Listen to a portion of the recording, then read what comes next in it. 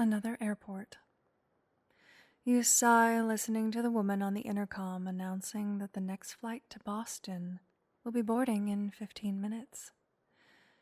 It is not your flight, but her voice is pleasant, nevertheless, so you let her words wash over you like warm milk and wonder where you're supposed to be going in this dream you're having. You just know it's for sure not Boston.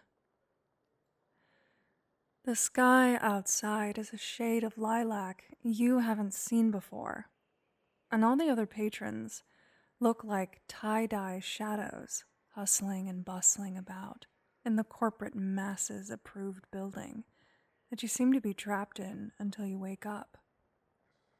The last Dreamtime airport was cold, covered in mold, and crumbling down to its metallic bones. But the planes whooshing by the massive windows were nicer and newer than the ones here. These are old-fashioned, that is to say. You half expect to see a 1940s aviator strolling down the walkway to one of the yellow-stained skybirds, with a broad on his arm in a short flight attendant's skirt and triangle cap. That at least might be entertaining. More entertaining than the shapes of swirling pink, green, and orange smoke that somehow fill the silhouetted bodies of all the other passengers. Luckily, there aren't too many of these ghosts walking to and fro from the various gates and restrooms lining this fake smile purgatory you're spending the night in. Must be the time of year where nobody flies anywhere. You're seated as far from the shapes as possible. You first got here an unimaginable amount of time ago. You can't hope to keep track since all of the clocks simply read, "It's 5 o'clock somewhere," in blinking and insistent letters, like the personification of an alcoholic housewife's tone. And when you did get here, you promptly walked through one of the groovy figures as you stumbled out of the airport bathroom that served as the portal between your rumpled bed back home and this place. At the time, you inhaled some of their body as you passed through them, and they smelled like sticky limeade at a theme park filled with sweaty children.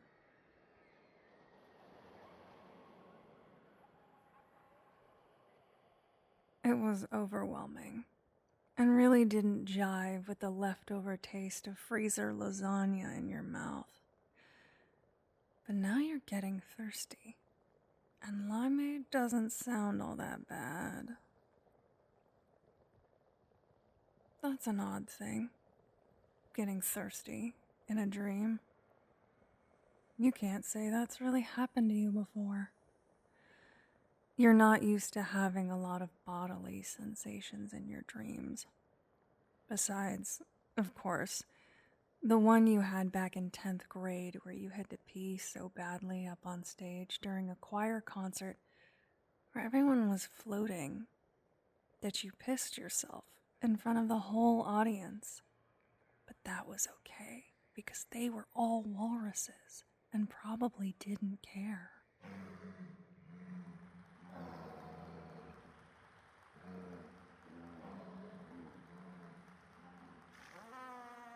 You woke up in a panic from that one, worried that you had peed the bed in real life. You hadn't, but you were late for school, so overall the whole morning was a solid 2 out of 10. At least, though, you think to yourself, twiddling your thumbs and eyeing the limeade child throwing a temper tantrum at the end of your aisle. That one wasn't so boring. This sucks. Was anything as boring as waiting at the airport with nothing to do and no idea where you were headed? If you knew those little but oh so important details, you could stand to daydream about your destination. no matter how mundane it may be. But without a clue, you could only stare at the sky and feel your throat itch. You decide to check your pockets for some kind of ticket or identification not present when you first dropped into the dream. You're wearing cargo pants, the kind with a million pockets and zippers and hidden slots, and on top, a Hawaiian shirt. The pattern of the shirt almost passes for average, but the closer you look, the more you notice that all the flowers have tiny metal circles in the center of them, like you're looking down the barrel of a gun, loaded and ready to go. The shirt also smells like gun smoke and is about 3 sizes too big. You can't decide which fact is more offensive, so you double down on pocket searching. Aha! There is a crumpled piece of paper hidden in one of the many fabric caves attached to your pants. You unfold it hastily, holding your breath, hoping to finally find something that makes sense. It looks fairly standard. There is your name printed at the top under the company logo, a fish with wings, and the words Tropic Air in bold bubble font, as well as a flight number and seat designation. Next to the word from, it states your hometown, which is too small to even have an airport, but whatever. You won't question dream logic. You drift your eyes down to the ultimately important to listing and are dismayed to find a black bar covering whatever words might be there. Almost as if your ticket was being censored in real time. The tiny black bar shimmers and glitches, here or there revealing the bracketed word redacted, but mostly revealing nothing. You scratch at it, hoping it will conveniently disappear, growing more and more irritated, until one of the ghost shapes gives you a scare by plopping down next to you and speaking. Hoping it'll say something like, Destination Margaritaville, it says, and you almost think that for a moment you can see a face raising its eyebrows within the colorful smoke. No, you huff childishly, turning away and shoving the ticket back into one of your many pockets.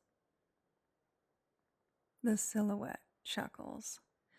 Their breath blows against your cheek, and this time you're certain you can sense something human about it. Still overwhelming citrus sweet, but underneath, tobacco stink.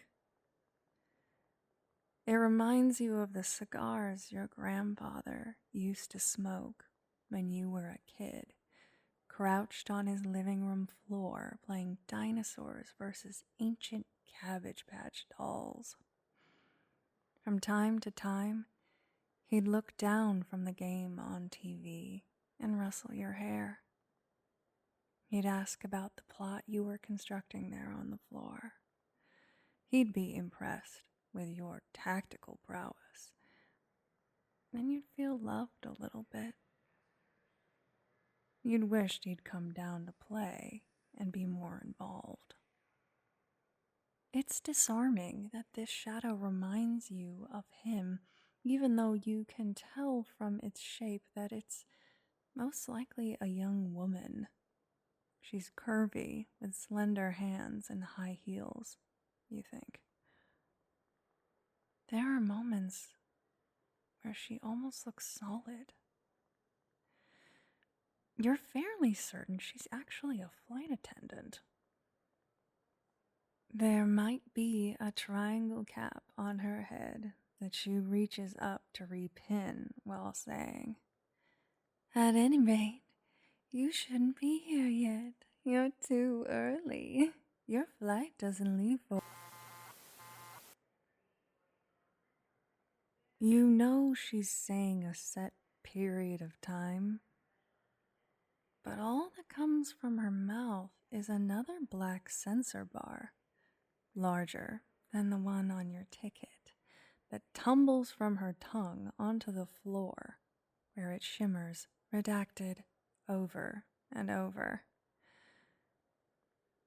She blinks, or at least you think she does, and utters a disgruntled cough. Well, that tasted like static, she says, kicking lightly at the sensor bar on the floor. Nasty thing. You raise your chin defiantly and ask, "How do you know where I'm going? And what is going on here? I have a meeting in the morning, you know. I can't spend so much time on this." She tisks. "It's my job to know where you are headed. My job," she stresses, holding up one orange finger. "My dream job, in fact. Get it?"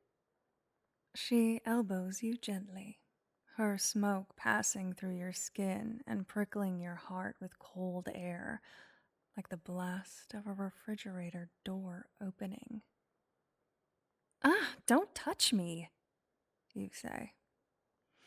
You try to scoot away from her, but the seats are so small with those super inconvenient armrests that prevent comfort and, well, movement, really. So finicky. She laughs with a puff through her nose before taking on a more serious tone. "I'm serious. I always wanted this life, flying from place to place in a lovely uniform like a doll, cavorting with the handsome pilots and serving drinks, rushing from gate to gate, just free and cute. Shame I had to wait 83 years to have it." You squint your eyes at her. "How old are you?" you ask, half hoping that if you play along with her conversation, she'll be satisfied and leave you to your brooding. "Old enough to know that you're going to sleep through your meeting," she answers.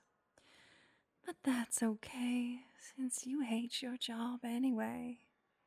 You shouldn't throw your life away like I did doing what others tell you to do.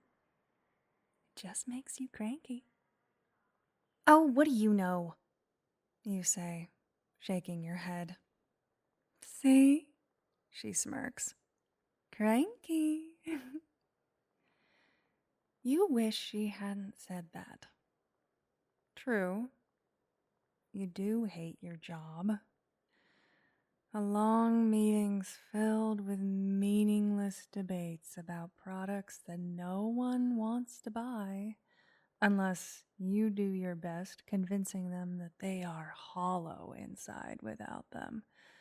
It makes you want to walk into the abandoned quarry just outside town and let the rocks make you one of their own. But still, you don't want to miss your meeting. Being yelled at by your boss is also a solid 2 out of 10. You are convinced the man can actually make your ears bleed if he goes on long enough. And the company health insurance definitely doesn't cover gushy ears. You stand up suddenly, that yarn of panic rolling around in your belly at the thought of sleeping through your alarm. And you nod your head at her. I should be going, you state. And then, as a guilty follow-up, you decide to add, sorry, I was a bit rude this whole time. Her face flickers, and you're sure you can see a perfect smile under her green smoke. Don't worry too much, kiddo. Come back when you're supposed to. We'll play dinosaurs again. And this time I'll actually get my head out of the damn game. And then you're back in the airport bathroom.